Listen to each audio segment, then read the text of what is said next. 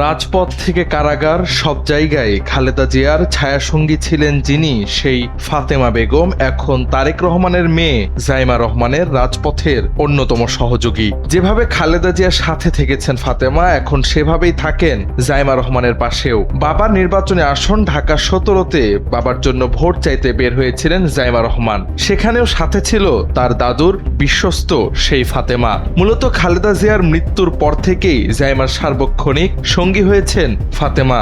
জাইমা যেখানেই যান সেখানেই থাকেন তিনি। বিএনপি চেয়ারপারসন ও সাবেক প্রধানমন্ত্রী খালেদা জিয়ার দীর্ঘদিনের পরিচারিকা ও বিশ্বস্ত সঙ্গী ছিলেন ফাতেমা বেগম।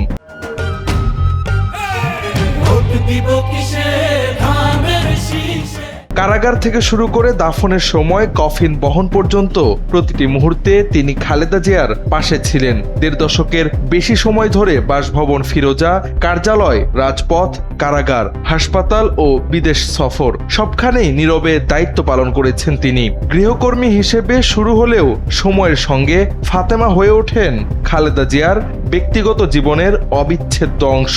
এখন সেই বিশ্বস্ত ফাতেমাই জিয়া পরিবারের আরেক সদস্য তারেক রহমানের কন্যা জাইমা রহমানের ছায়া সঙ্গী।